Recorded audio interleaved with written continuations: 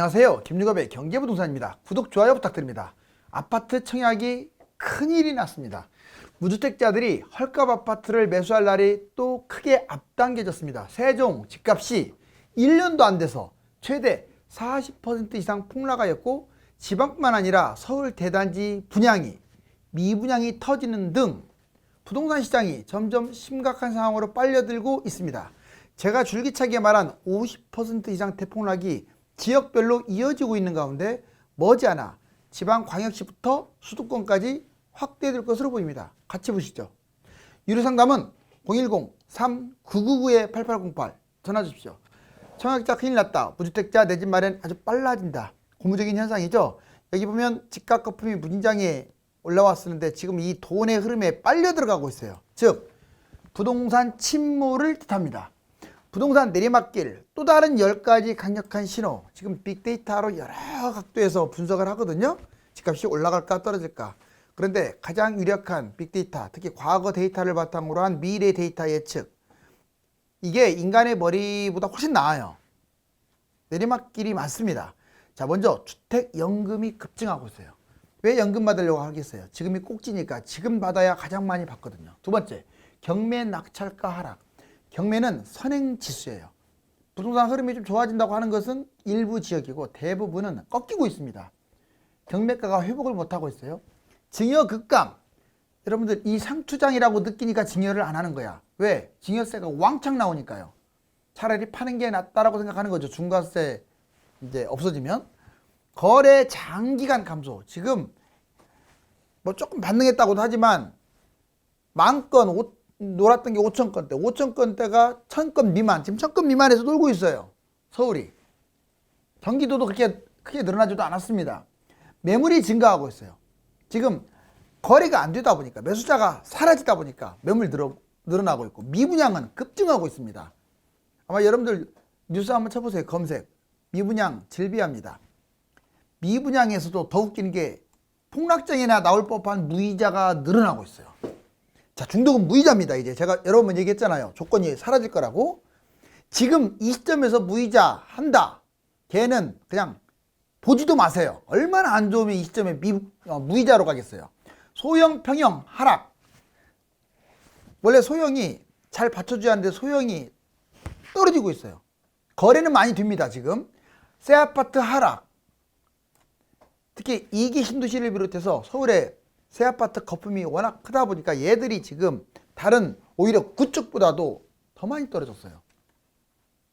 결론적으로 이걸 쭉 보다 보면 지금 전반적으로 부동산이 내리막길을 걷고 있음을 알 수가 있습니다. 이렇게 오른 집값 한순간에 폭락. 영끌에서 집을 사지 마라. 아예 땅 죽고 해서 경고를 하고 있습니다.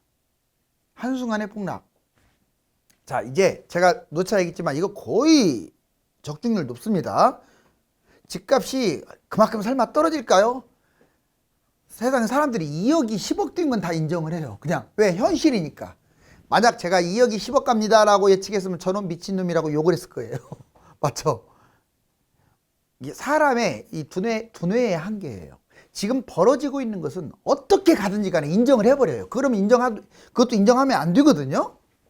이거 위험하거나 문제가 있구나 이렇게 의심을 해야 하는데, 오히려 현실로 된 것은요, 인정을 하면서 오히려 더 갈 것이라고 오히려 찬양을 해요. 객관성이 결여되죠. 그러면서 이제 미래는, 현재는 그렇게 인정하면서 미래는, 자, 아까 2억이 10억 뛰는 것보다 10억이 5억으로 떨어지는 게 더 현실적이거든요. 떨어진다고 하면 에이 그렇게 많이 떨어질까요? 왜? 아직 다가오지 않았으니까. 그러면 돈 죽었다 깨나도 못 벌어요. 그런 생각을 갖고 있는 분들은. 반대로 생각하세요. 여기 보세요. 1년에서 2년 떨어지면 보통 20에서 40. 지금 벌써 세종 같은 경우 40% 떨어졌잖아요. 아, 세종이니까 떨어진다. 뭐 그런 게 어디 있어요. 옛날에는 또 세종이니까 올라간다. 어떤 적용이든지 간에 똑같이 다 적용을 해야 돼요. 여건이 좀 다르더라도.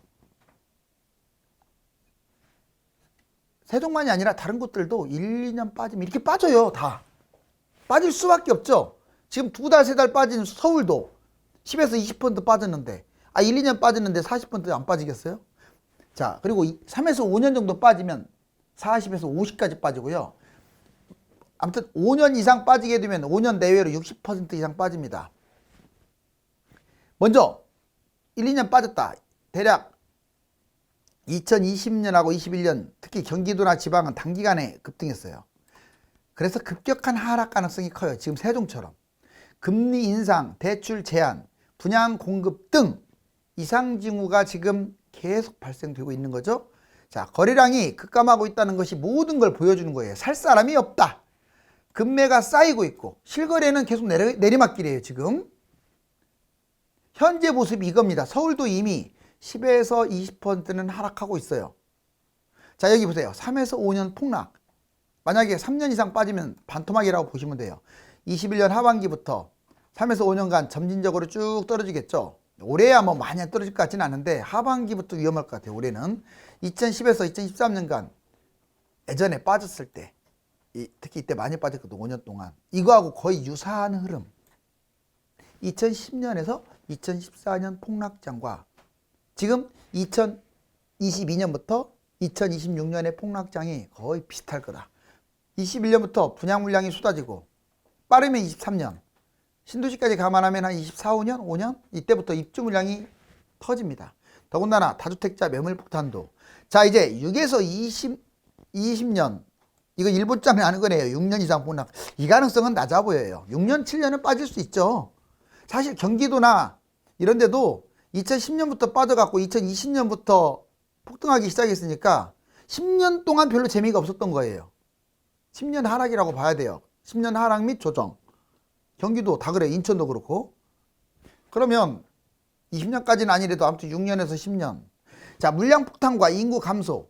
이게 지속됩니다. 일본장 날 수 있다. 근데 저는 가능성은 낮다고 봐요. 우리나라는 경제력이 아직 버티고 있어서. 전제 조건. 경제 성장률 장기적으로 악화되고 산업이 붕괴되면 무조건 일본으로 갑니다. 경제 성장률이 망가지면요. 이건 100% 일본이에요. 100%라고 했어요. 제가 인구 뭐 이런 거 더 안 좋기 때문에 그래요. 저출산, 고령화, 생산인구. 경제가 우리나라가 일본보다 압도적으로 좋기 때문에 무너지지 않을 것이다. 자, 입지 좋은 곳과 입지가 떨어지는 곳이 이제 다 떨어지는데 서열화돼요.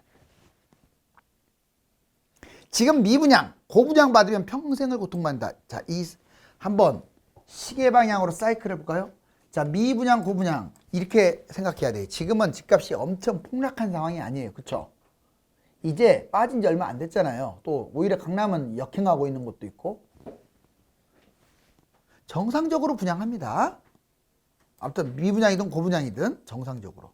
근데 이 미분양, 고분양은 결국은 미분양이 발생돼요. 왜? 분양가가 너무 비싸니까. 세대수도 300세대밖에 안 되는 모 지방의 주상복합이 그것도 300세대밖에 안 되는 모 지방의 주상복합 30평대가 8억이라는 게 말이 돼요? 뭐 해운대도 아니고 그냥 평범한 곳이 차라리 송도는 9억이라도 그게 훨씬 낫겠네요. 걔는 8억이 아니라 5억이나 4억에 분양해야 돼요. 근데 진짜 더블로 하더라고요. 분양가 보면. 얘들의 이제 문제점 얘기해 줄게요. 뭐 그게 아니라도 최근에 안성, 뭐 저기 아산, 평택, 뭐 아무튼 특히 외곽 쪽 위주로 해서 지금 미분양이 막 터지고 있는데 서울도 그렇고 여기 보세요. 조건이 완화됩니다. 미분양이 되게 되면 전매가 가능할 수 있거나 아니면 중도금 무이자로 가요. 진짜로 제가 그 계약금 딱 10% 치고 무이자로 간다고 했는데 벌써 나왔어요. 많이. 무료 옵션, 발코니라든가 이런 거 확장비 일치 안 받겠대요. 얼마나 안 좋으면. 근데 이런 거 받아버리면 이렇게 돼요.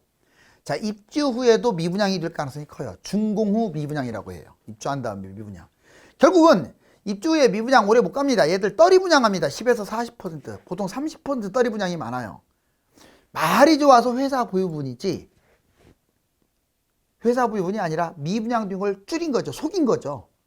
여러분들 믿으면 안 돼요. 미분양 뭐 90개 남았다, 100개 남았다. 이거 믿으면 안 된다고요. 곱하기 2나 3으로 보세요. 물량이 엄청 쌓인 거죠.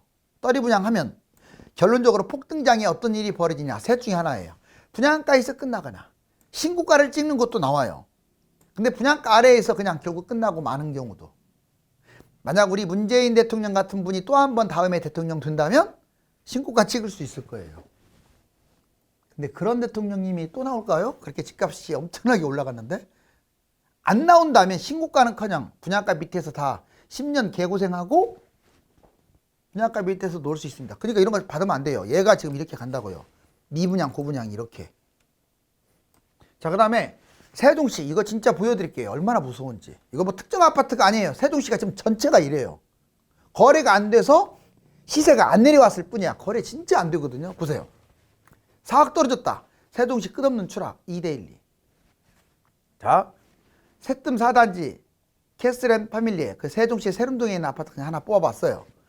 자, 얘 보면 여기 쭉 올라갔다가 대충 2021년 초부터 떨어지기 시작해요. 이렇게 현재 여기입니다. 보시면 얘 제일 비쌌을 때 가격이 대충 12억까지 왔어요. 이거 12억이에요. 그러다가 거래 안 되더니 뚝뚝 떨어져갖고 지금 여기까지. 이 점이 얼마냐? 8억이에요. 8억 3천. 4억 정도 떨어졌죠. 그리고 이게 매물이에요. 초록색이. 여기에는 매물이 없어요. 아예 팔리지도 않으니까. 여기 높은 데부터 오히려 이 지금 거래된 8억보다도 낮게 대충 한 6, 7억 되는 것 같아요. 7억 정도. 어떻습니까? 지금 거의 6개월, 7개월 만에 3분의 1 이상이 빠졌고 12억짜리가 8억에 거래됐고 8억 미친 7억의 매물이 나왔다는 거예요. 12억짜리가. 자, 지금 서울은 이런 상황이에요. 서울은 빠진 지 얼마 안 됐기 때문에 12억짜리가 10억에 나오고 있어요. 금매 기준으로. 이렇게 길게 늘어져요. 매물이. 이거 진짜 중요한 거예요. 어디에서 이런 얘기 해주나요? 이 네모박스 잘 보세요. 이 흐름이 얘의 문제가 아니에요. 모든 아파트가 이래. 근데 내 거는 여기서 이렇게 버티고 있다. 거래가 안 되니까 버티는 거예요, 그냥. 근데 거래가 안 되는데 이렇게 내려갈까? 다른 평형이 추락을 하니까 걔하고 비교해서 그 네이버 시세 이제 부동산원에서 이렇게 떨어뜨리는 거예요. 근데 그 작은 평형이나 큰 평형도 거래가 안 됐다. 그럼 수평으로 가겠죠. 실거래가 중심이니까. 여기 보세요. 실제로 2021년 4월 달에 12억짜리가 4월 달에 12억짜리가 딱 1년 만에 8억 3천. 거의 3분의 1이 떨어져 버렸죠. 이거는 세종시의 문제가 아니라니까. 지금 대구도 지금 이렇게 따라가고 있어요. 거의 닮아가고 있고 대전도 그렇고. 서울, 경기는 이 정도까지는 아니고 10에서 20%. 얘들도 6개월에서 1년 빠지면 이렇게 빠지겠죠. 근데 제가 그랬죠. 1년 빠진 적은 없어요. 기본 2년에서 5년 빠져요. 반토막은 기본이 되겠죠. 이제 이거 보니까. 벌써 여기서 이렇게 이만큼 뛰었음에도 불구하고 지금 떨어진 게 여기 보세요. 올라간 거에 반절만큼 떨어지지 않았나요? 자, 이제 이게 중요합니다. 세종시의 현재 모습은 전국의 미래의 모습이에요. 얘가 특히 문제가 있어서 떨어지는 게 아니에요. 착각하시면 안 돼요. 전국의 미래입니다. 폭락장에 지금 세종시처럼 다 이렇게 떨어진다 이거예요. 이 모습대로. 하락이 1년 정도 되면 30%이 세종시. 세종시는 40% 떨어졌어요. 지금. 하락이 2년 이상이면 반토막이다. 거의 2년 떨어진다고 했잖아요. 반토막 가니까 웃습니다. 뭐 그렇게 빠지냐. 강남이 빠지느냐. 어차피 우리가 신처럼 예측이 어렵기 때문에 과거 데이터의 평균치가 제일 정확한 정답인 거예요. 하락장은 매물이 길게 들어선다. 매물 길게 들어섰는데 초록이 매물이거든요. 그리고 그 밑으로 빠지죠.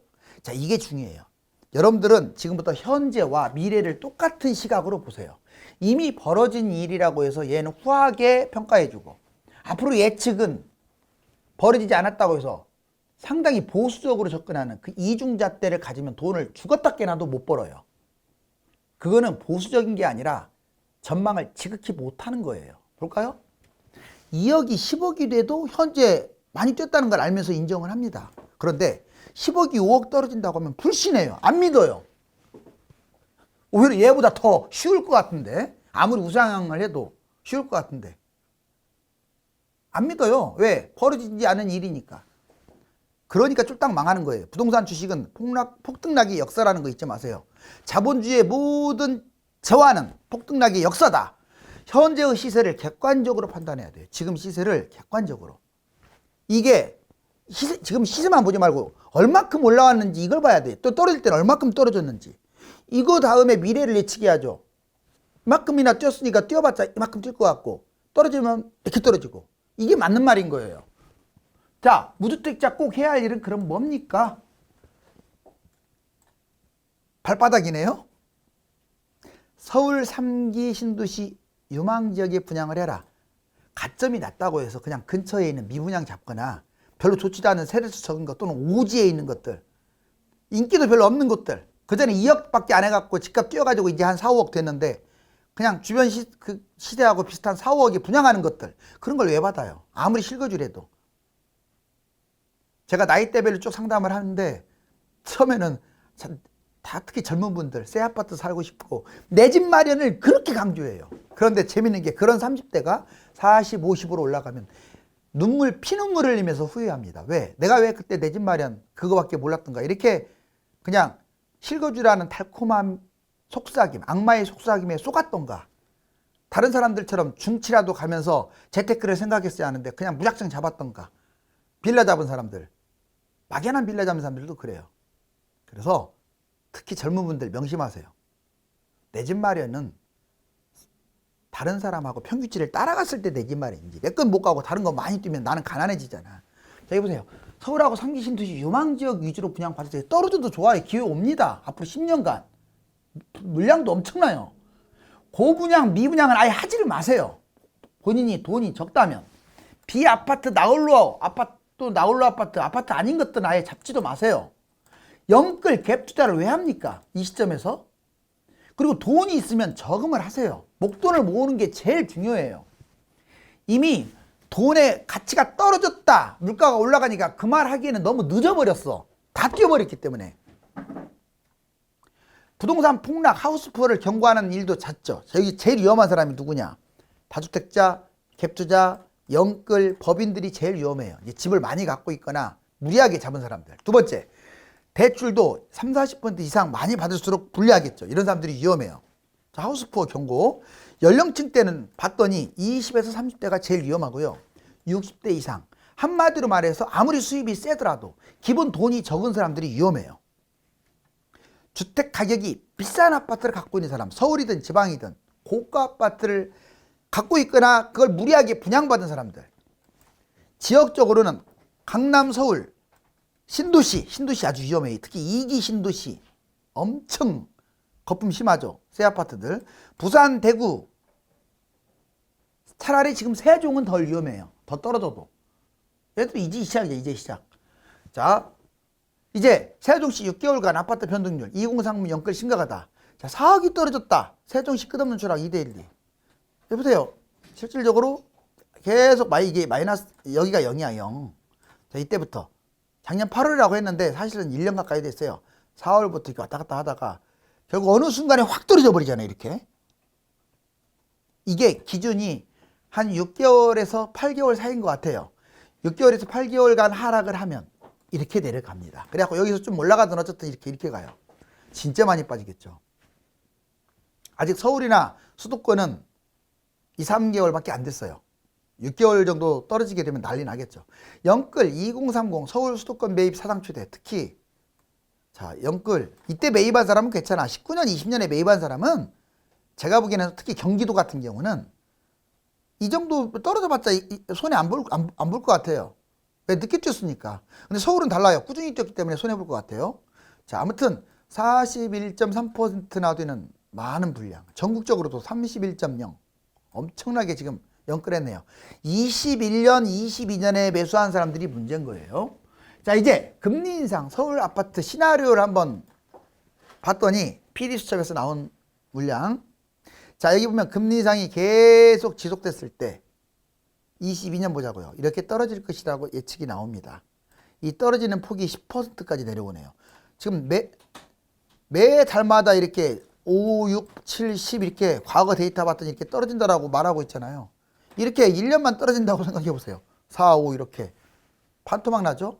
자, 주요 국가 GDP 대비 가계부채. 더군다나 우리나라가 부채 비율도 높아서 혹시라도 폭락장이 왔을 때 대출 저는 많이 해줄 것 같아요. 그래도 설령 이렇게 높아도. 그런데